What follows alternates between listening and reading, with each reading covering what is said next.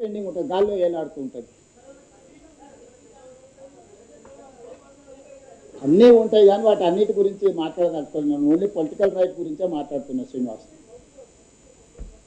I have to see. That is why I am appealing and publicly. That is why I am trying my best to get my money. I don't want to complicate my issue.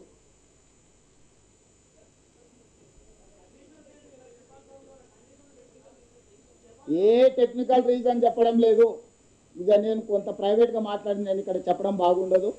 అది నైతిక ధర్మం కాదు, రాజకీయ ధర్మం కాదు. నాకు చాలా విషయాలు తెలుసు. నేను చాలా మందిని కలిసి వచ్చిన, సంబంధిత మంత్రులందరినీ కలిసిన, ప్రధానమంత్రి గారిని కూడా కలిసిన, చాలా మందితో నేను మాట్లాడవచ్చిన. నేను రాజకీయంగా కొన్ని ఎథికల్గా వ్యవహరిస్తా. సో నేను ఎథికల్గా కొన్ని ఇష్యూస్ నేను చెప్పదలుచుకోలేదు. చెబితే అది బాగుండదు. టూ ప్రైవేట్ ఇండివిజువల్స్ మధ్యలో జరిగిన డిస్కషన్ని డిస్క్లోజ్ చేయడం అనేది ఎథికల్గా కరెక్ట్ కాదు. అందుకోసమని నేను ఏ అంశాలు మాట్లాడతలేదు.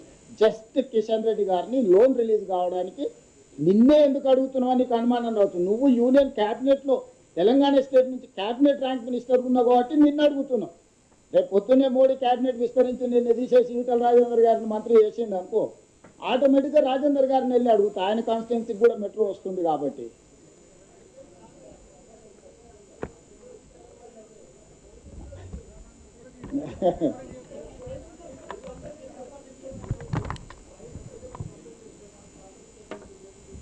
నేను అదే చెప్తున్నా. టూ ఇండివిజువల్స్ మధ్యలో జరిగిన దాని మీద నేను డిస్క్లోజ్ చేయను. ప్రైమ్ మినిస్టర్ గారికి రిప్రజెంటేషన్ ఇచ్చిన, ఈ ఇష్యూస్ని రిజాల్వ్ చేయను రాతపూర్వకంగానే నేను ప్రైమ్ మినిస్టర్ గారికి రిప్రజెంటేషన్స్ ఇచ్చిన.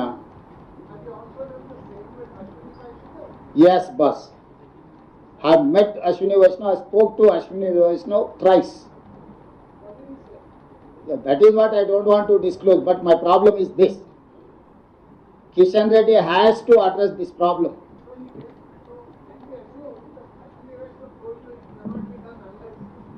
That is up to you. I cannot restrict, I cannot impose any conditions on my journalist. So journalist is having his wisdom to visualize anything. That is up to you. నేను అదే చెప్తున్నా. ఈరోజు మెట్రోకు పరిమితమై మాట్లాడండి. మీకు ఏమేమి ఉన్నాయో ఎజెండా ఇస్తే రేపో ఎల్లుండో మళ్ళీ ప్రెస్ కూర్చుంటే మొత్తం మీకు అన్ని సమాధానం. ఈరోజు దీన్ని డైల్యూట్ చేయకండి. ఇది చాలా అత్యంత కీలకమైన విషయం. దీనికి చాలా ప్రాధాన్యత ఉంది. చాలా కష్టపడి దీన్ని ఒక కొలిక్కి తీసుకొచ్చినాం. ఇది ఈ హైదరాబాద్ నగరం అంతర్జాతీయ నగరం కావాలంటే ఇది చాలా అత్యవసరం. నిన్నగాక మొన్న నరేంద్ర మోడీ గారు కూడా యుద్ధం జరిగినప్పుడు మీరు మెట్రోలలో వెళ్ళండి, మెట్రోని వాడండి, మీరు డీజిల్ తక్కువ వాడండి, వెహికల్లు తగ్గించుకోండి, అన్ని సూచనలు ప్రధానమంత్రి గారు చేసింది. సూచనలకు తగ్గట్టుగానే మరి మేము మెట్రో విస్తరించుకునే ప్రయత్నం చేస్తున్నాం. ఎందుకు ఆగుతుంది? కొన్ని టోటల్ డీటెయిల్స్ కిషన్ రెడ్డి గారు ఒప్పుకుంటే కిషన్ రెడ్డి గారు, బండి సంజయ్ గారిని తెలంగాణలో ఉండే లోక్సభ అండ్ రాజ్యసభ ఎంపీలందరికీ సెక్రటేరియట్లోనే పవర్ పాయింట్ ప్రజెంటేషన్ పెట్టి ఇస్తా. మొత్తం అగ్రిమెంట్ కాపీలన్నీ కిషన్ రెడ్డి గారికి ఇస్తా. ఇవి కాన్ఫిడెన్షియల్ అగ్రిమెంట్ కాపీలు కాబట్టి నేను మీ అందరికీ ఇవ్వడానికి కొంచెం వెనక ముందు ఆలోచన చేస్తున్నా. సో అన్నీ కిషన్ రెడ్డి గారి ముందర పెడతా. కిషన్ రెడ్డి గారిని, బండి సంజయ్ గారిని మన దగ్గర రాష్ట్రంలో ఉన్న లోక్సభ అండ్ రాజ్యసభ ఎంపీలకు రాష్ట్ర ప్రభుత్వం తరఫున సెక్రటేరియట్లోనే పవర్ పాయింట్ ప్రజెంటేషన్ పెడితే one of the important journalist also కూడా ఇన్వాల్వ్ చేస్తాను. మీరు అందరు విని చూడండి. ఇక్కడ రాజకీయం నేను మాట్లాడడం లేదు. నా పాయింట్ రాజకీయం కాదు. ఫేజ్ 1 మెట్రోని మనము స్వాధీనం చేసుకోవాలా, కొనుగోలు చేయాలా. ఫేజ్ 2 విస్తరణకు మనము అనుమతులు తెచ్చుకొని నిర్మించుకోవాలి. ఇదే నా లక్ష్యం.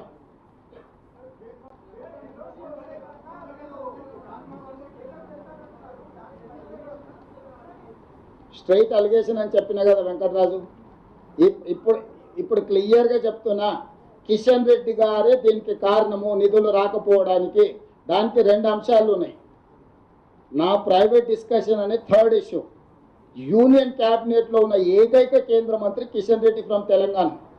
ఇది కేంద్ర ప్రభుత్వం దగ్గరనే ఆగి ఉన్నది.